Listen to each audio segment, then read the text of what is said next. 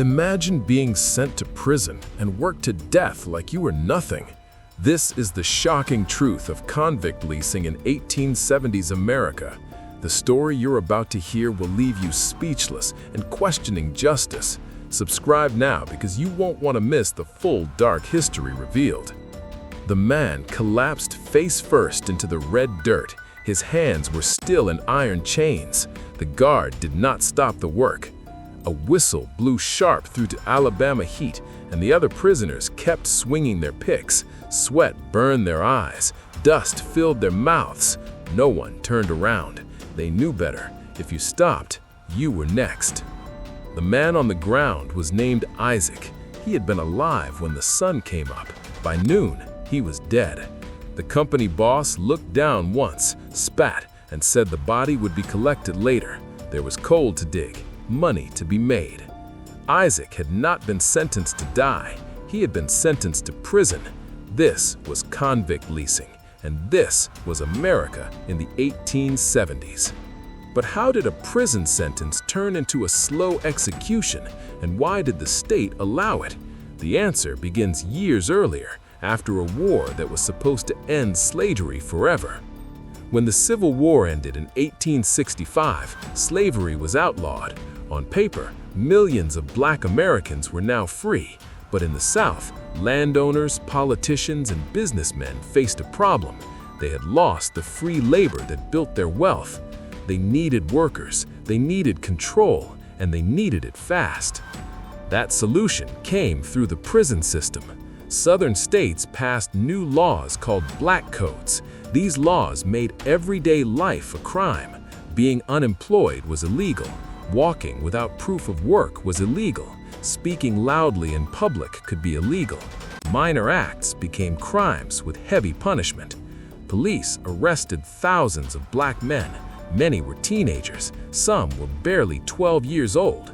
Trials were fast. Lawyers were rare. Verdicts were almost always guilty. The punishment was prison, but the prisons were full and the states were poor.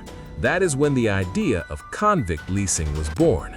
Instead of keeping prisoners, states began leasing them to private companies, coal mines, railroads, farms, lumber camps, ironworks.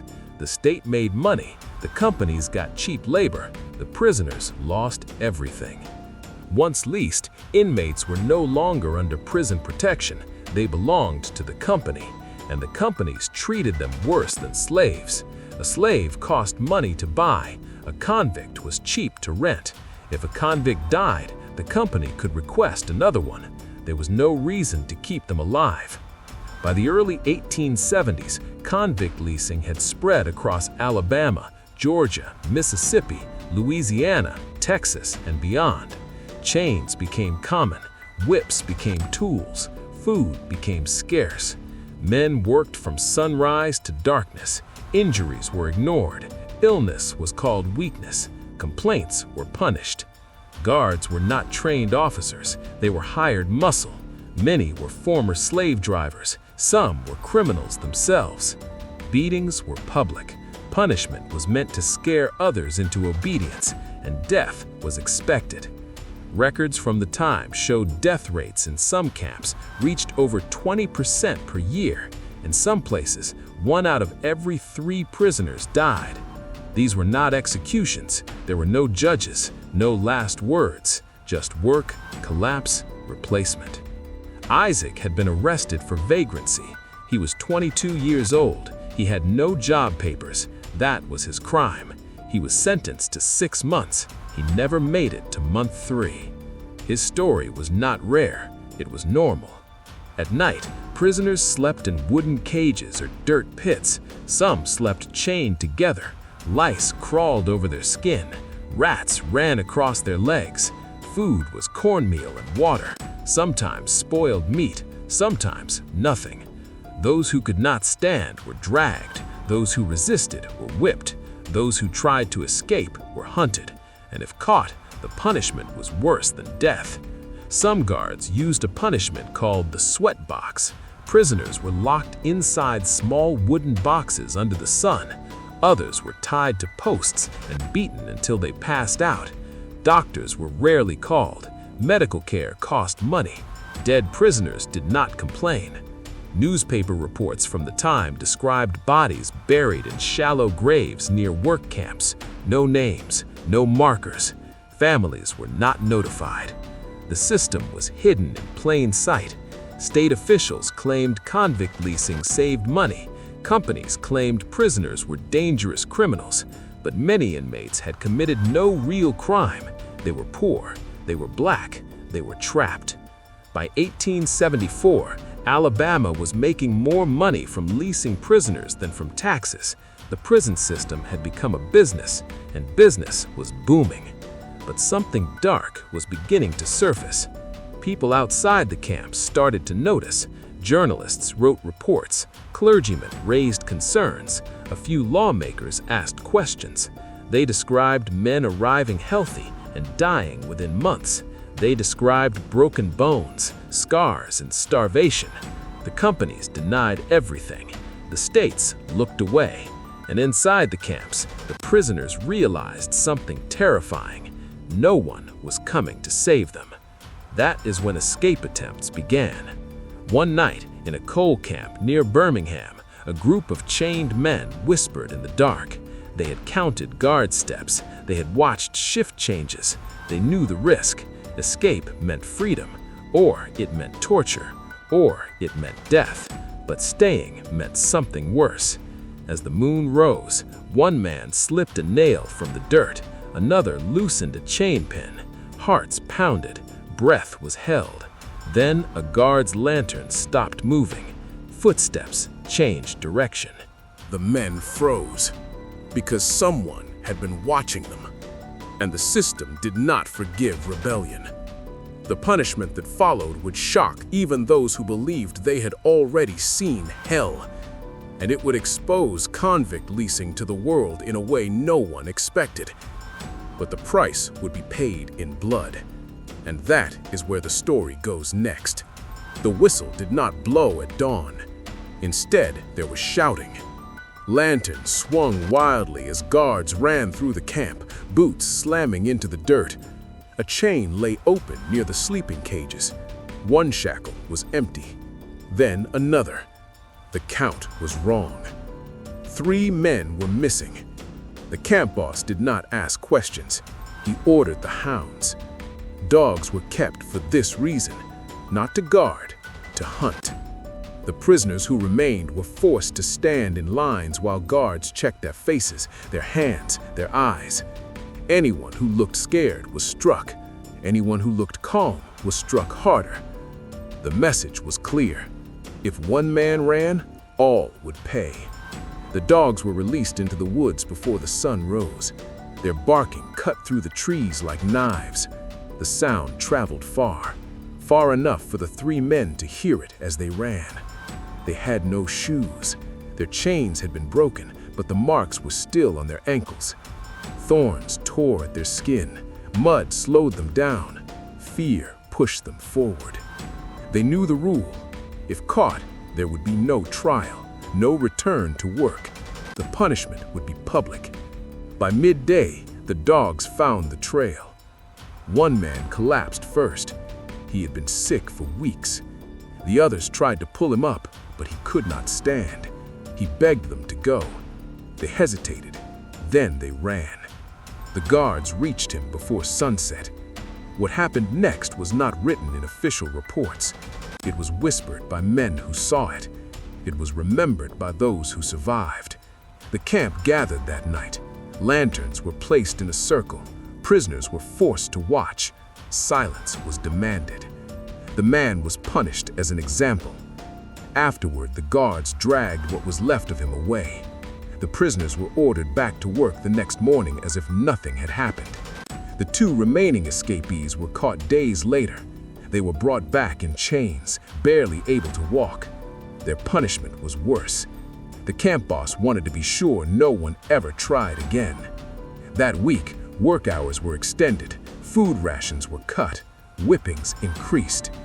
Fear did the rest. This was how convict leasing survived, not by law, by terror.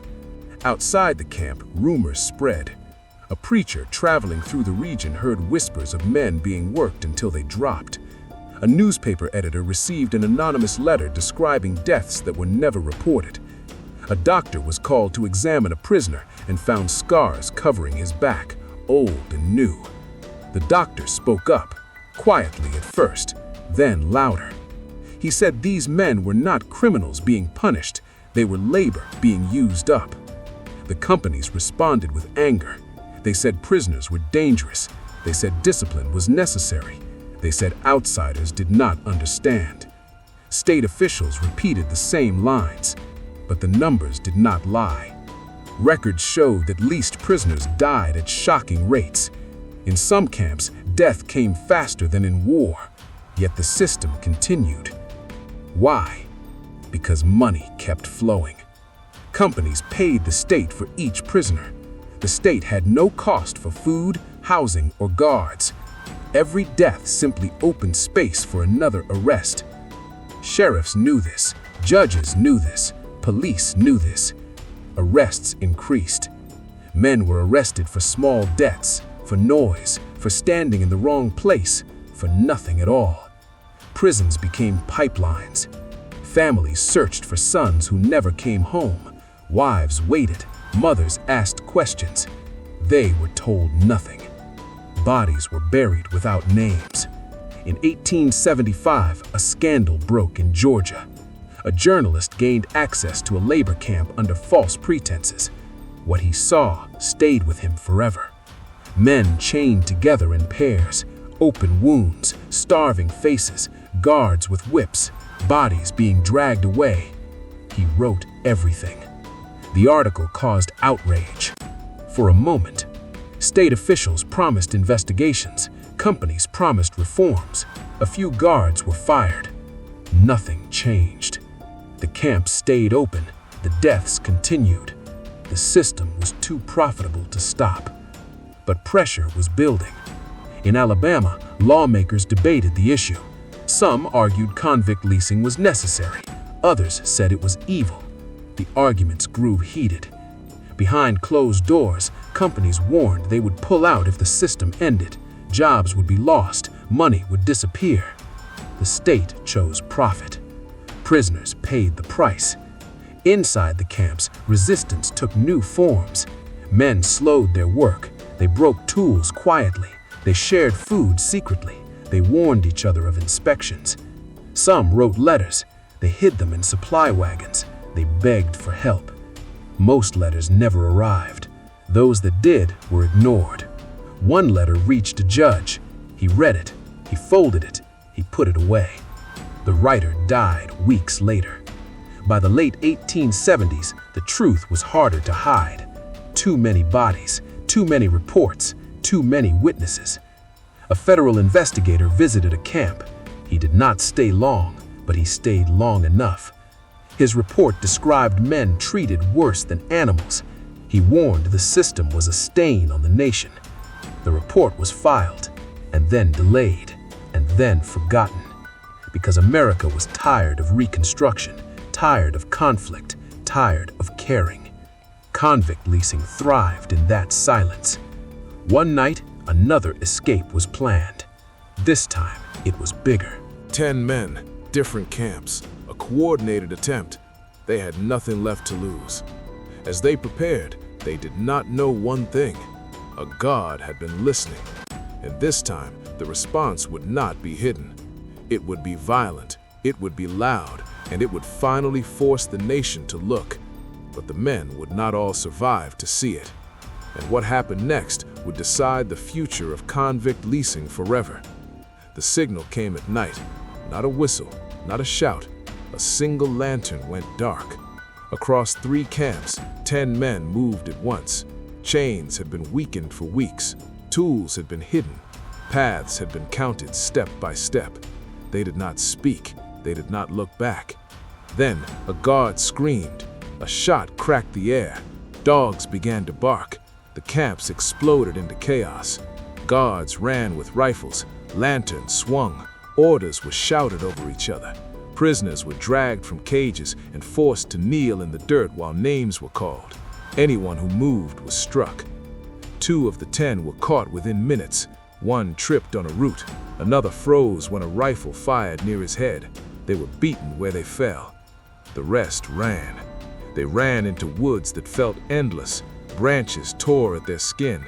Blood marked the ground. Fear pushed them forward even when their legs begged to stop. They had planned for dogs. They had planned for darkness. They had not planned for betrayal. A guard had warned nearby camps. Riders were already ahead, cutting off paths. By morning, the hunt had closed in. One man was found hiding in a creek. He was dragged out by his hair. Another collapsed from exhaustion. He begged to stand. He could not. By noon, all 10 were caught. The punishment was not quiet. This time, the camp boss wanted a lesson that would travel farther than whispers. He ordered every prisoner to watch. The men were lined up, chains clanked, faces were swollen, eyes were empty. The punishment lasted hours. Afterward, 3 of the 10 did not stand again. The guards said it was necessary. The company wrote it was discipline. The state accepted the report. But something changed that day. Too many people saw, too many heard. A wagon driver who supplied the camp spoke to a church group. A doctor who treated a guard spoke to a reporter. A clerk copied records that showed deaths listed as accidents. The story spread, slowly at first, then faster.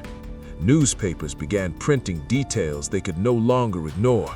Names, numbers, places, death rates. People read about men worked from dark to dark, about food not fit for animals, about whippings that broke bones, about graves without markers. Public anger grew. Some readers turned the page, others demanded answers. In 1878, a legislative committee was formed in Alabama. Witnesses were called. Guards lied. Company officials denied. Survivors spoke anyway. One former prisoner stood with scars across his back. He spoke in a calm voice. He said men died every week. He said guards laughed. He said the state knew. The room went silent. Lawmakers shifted in their seats. For the first time, convict leasing was spoken of as what it was, legal slavery. The companies fought back. They said ending the system would ruin the economy. They said prisons could not handle inmates. They said critics were exaggerating. But the truth had weight now. More reports followed. Georgia, Mississippi, Texas. Each showed the same pattern. Arrests fed camps. Camps fed profit. Death was expected. The system had been built to kill slowly and quietly. And now it was loud. Change did not come fast. Some states made small reforms, better food on paper, shorter hours on paper, inspections that were announced ahead of time. In reality, little changed. Men still died. But the end had begun. Public pressure grew year by year. Churches protested. Editors demanded action. Families told their stories. By the 1890s, states started pulling back, not because they cared about prisoners, but because the shame was too visible. Alabama ended convict leasing in 1928. Other states followed. By then, tens of thousands had suffered. Many had died. There were no memorials, no apologies. The system simply ended, and the country moved on. But convict leasing did not disappear. It changed names. Chain gangs replaced camps. Prison labor replaced leasing. The same bodies worked. The same power controlled them. The lesson was clear. When profit rules punishment, suffering follows. When people are reduced to labor, life becomes cheap. The men who died in those camps were not monsters. They were workers, fathers, sons. They were sentenced to prison and worked to death. If you're still listening, remember this. Convict leasing was real. It happened here, and its shadow still reaches into the present. Because the question never fully went away. Who really benefits when prisons become businesses? And how many lives are we willing to lose before we say enough? The change did not come with a siren or a law passed overnight. It came quietly. After the hearings and the headlines, guards were told to lower their voices, whips were used less in daylight, deaths were written down with softer words: fever, accident, weak heart. Inside the camps, the prisoners noticed the difference. Not freedom, just caution. The work stayed the same. Men still woke before dawn. They still swung picks until their hands split. They still breathed dust that burned their lungs. They still ate food that barely kept them standing. But now, when a man collapsed, a guard looked around first. That was the change. In one Alabama camp, a young prisoner named Thomas watched this happen. He was 16, arrested for stealing bread, sentenced to hard labor. He had seen 2 men die his first month. One fell into a pit, another stopped breathing in his sleep. No one stopped work. Now, after the scandals, Thomas saw something different. When a man fell, the guard shouted for help, not because he cared, because people were watching. Inspectors came, not often, but sometimes. Before inspections, prisoners were washed, chains were hidden, food was improved for a day. Inspectors wrote reports, they left. Then the beatings returned. This was how convict leasing survived its exposure, by pretending to change. Outside the camps, the nation moved on. New stories replaced old ones. People grew tired of outrage. But the system did not forget. States still made money. Companies still demanded labor. Arrests still fed the machine. And when leasing finally ended, the question became simple. What now? Prisons were still full. States still wanted profit. Businesses still wanted workers. The answer came in pieces. Chain gangs replaced leasing camps. Prisoners worked on roads, farms, and public projects. The work was still forced, the punishment still brutal, but now it was owned by the state. Officials said it was better, more controlled, more humane. Former prisoners disagreed. Thomas survived his sentence, barely. When he was released, he was thin, scarred, and older than his years. He tried to warn people. He told them the system had not ended, it had changed clothes. Few listened. By the early 1900s, prison labor became normal. It was written into law. Prisoners could be made to work, paid little or nothing. Refusal meant punishment. The language was different. The result was the same. Men lost their freedom, then their strength, then their health. The country told itself this was justice. Decades passed. Convict leasing faded from memory.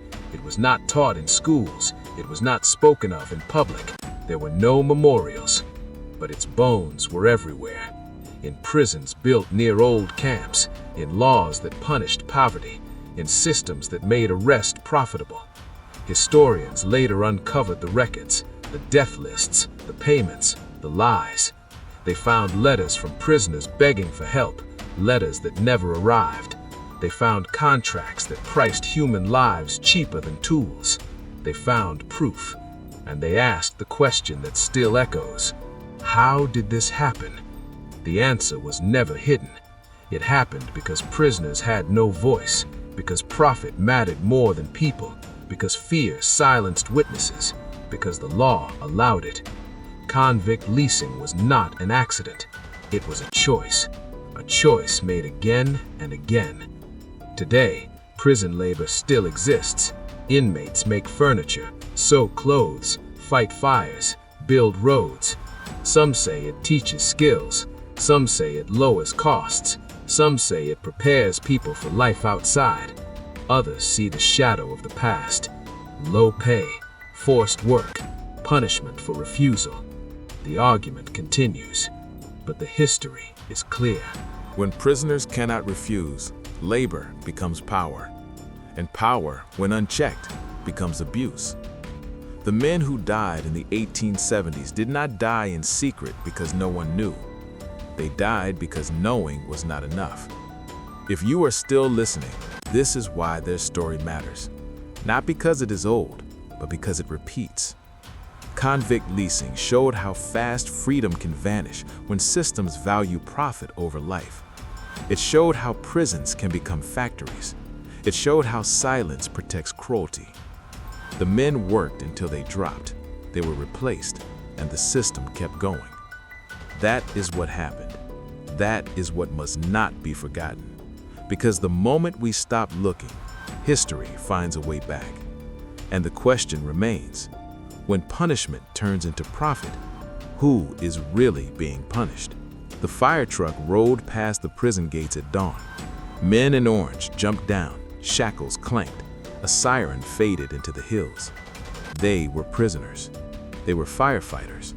The flames ahead were real. The danger was real. The pay was almost nothing.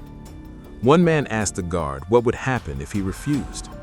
The guard did not answer. This was not the 1870s anymore, but the feeling was the same. Work or be punished. And that is how the old system breathed again. Long after convict leasing officially ended, states kept the power to force inmates to work. The words changed, the rules changed, the idea stayed. Prison labor became rehabilitation, it became work programs, it became public service. But the choice was still an illusion. Refuse to work and you lose privileges. Refuse again and you face isolation. Keep refusing and your sentence can stretch longer. Men and women learned quickly. You work. In some states, prisoners made license plates. In others, they picked crops under the sun. Some cleaned toxic waste. Some worked slaughterhouses. Some fought fires that trained crews would not risk. The pay was cents per hour, sometimes nothing. Supporters said this saved taxpayers' money. They said it taught skills. They said it built discipline. Critics saw something else. They saw people trapped by law, producing value they could not refuse to create. They saw history repeating with cleaner language. The shadow of convict leasing showed itself in numbers. Prison labor contracts grew. Private companies partnered with prisons. Goods made by inmates entered the market. Furniture, clothing, electronics, call centers. Consumers rarely knew. The workers had no unions, no bargaining power, no real protection. Injuries happened. Complaints disappeared. Medical care depended on budgets. Some prisoners died. Reports surfaced of heat exhaustion, of untreated illness, of dangerous equipment. Each case was handled quietly, just like before. Families noticed the pattern. A mother in the South said her son worked 12-hour shifts in a factory inside prison. He came home thin and sick. He said refusing work meant solitary confinement. A former inmate said he fought wildfires for $1 a day. When he was released, he was not allowed to become a firefighter because of his record. He had risked his life. It did not matter. Historians pointed back to the past. They said convict leasing taught states a lesson. Prisoners could be profitable, and once profit enters punishment, the line between justice and exploitation blurs. The 13th Amendment ended slavery, but it included a sentence many ignored. Forced labor is allowed as punishment for crime. That sentence became the doorway. In the 1870s, it led to leasing camps. In the modern era, it led to prison industries. Different rooms, same house. Some states tried reform. They raised inmate wages slightly. They added safety rules. They allowed limited job training. Others resisted. They said change would cost too much. The same argument used a century earlier. Profit spoke louder than pain. The public remained divided. Some believed prisoners owed society work. Others said no one should be forced to labor under threat.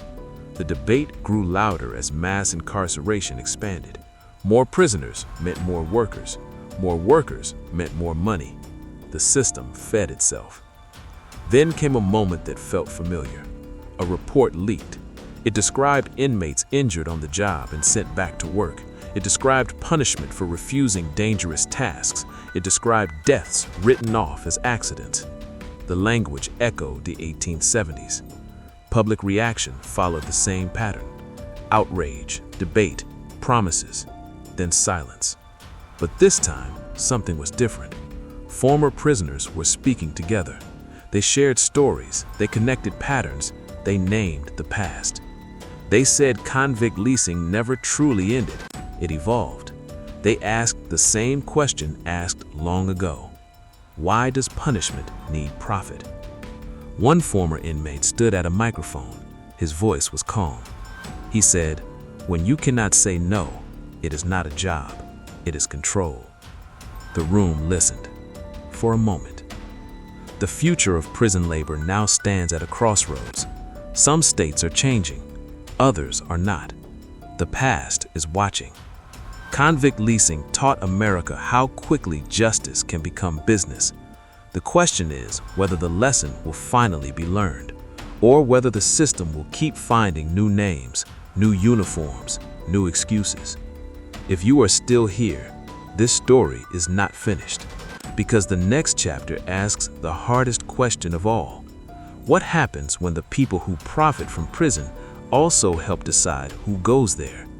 And that answer leads somewhere darker. The meeting was closed to the public. A long table, clean suits, quiet voices. On one side sat lawmakers, on the other sat business leaders. Between them were papers showing numbers, costs, and projections. None of the papers showed faces. This is where the future of prisons was discussed, not in courtrooms, not in public halls, but in rooms like this. One man pointed to a chart. Prison labor reduced expenses. Another said it increased output. A third warned that changing the system would cost millions. No one mentioned the workers. Outside that room, thousands of prisoners woke up to another workday. Some cleaned buildings, some worked machines, some went out in chains to fight fires or pick crops. They did not know what was being decided about them. They never had. This was the final lesson of convict leasing. Power decides. Prisoners endure. In the 1870s, companies paid states to rent bodies. Today, contracts are more complex, but the idea is familiar. Prisons provide labor. Businesses provide money. The state benefits. And the people inside carry the weight. This does not mean every prison job is evil. Some inmates want to work. Some learn skills. Some earn small wages to send home. But the problem is not work. The problem is choice. In convict leasing camps, there was no choice. Work or be beaten. Work or die. In modern prisons, the pressure is quieter. Work or lose privileges. Work or face isolation. Work or stay longer. The fear is still there, just quieter. Historians now say convict leasing was one of the cruelest systems America ever created. Worse in many ways than slavery, because slaves were property, and property had value. Convicts were replaceable. That truth should have ended the system forever. Instead, it taught a dangerous lesson. If suffering is hidden, it can continue. Across the country, former inmates tell stories that sound too familiar. They talk about working injured, about dangerous tasks, about being punished for refusing. They talk about money made from their labor that they never see. They talk about feeling invisible. These stories don't always make headlines, but they add up. Some states are listening now. They're raising wages, ending forced labor, giving prisoners the right to refuse dangerous work. Slow steps. Others refuse to change. They say prisoners deserve it. They say crime must be paid for. They say this is justice. But history asks a harder question. At what point does punishment become abuse? And who decides? The men who died in the 1870s never got to ask that question. They were arrested for small crimes, sometimes for no crime at all. They were sent to camps. They were worked until they collapsed. Their deaths were written down and forgotten. No trials, no apologies, no justice. Just silence. That silence protected the system. Today, the silence is breaking. Not all at once, not everywhere, but enough to matter. People are learning the truth about convict leasing, about its legacy, about how the past still shapes the present. They are asking why prisons exist, who they serve, and who profits. These questions make people uncomfortable. They should. Convict leasing was not a mistake. It was a design. A design that turned punishment into profit and human lives into tools. Ending it on paper did not erase it from memory or from practice. If there is one thing this story proves, it is this: systems do not change because they are cruel. They change when cruelty becomes visible. The men worked to death in the 1870s did not die because no one knew. They died because knowing was not enough. So this is where the story ends. Not with chains, not with camps, but with a choice: to look away or to remember. Because history does not repeat itself by accident. It repeats when we allow it. And the question remains, now as it did then. When punishment makes money, who pays the real price? This is the end of the story. But the system it exposed is still being written. The system that worked men to death is a history we cannot forget. There's more hidden truth about prisons, power, and profit waiting to be uncovered. Hit subscribe and turn on notifications to follow every shocking story we reveal. Don't let history repeat itself. Learn, watch, and stay aware.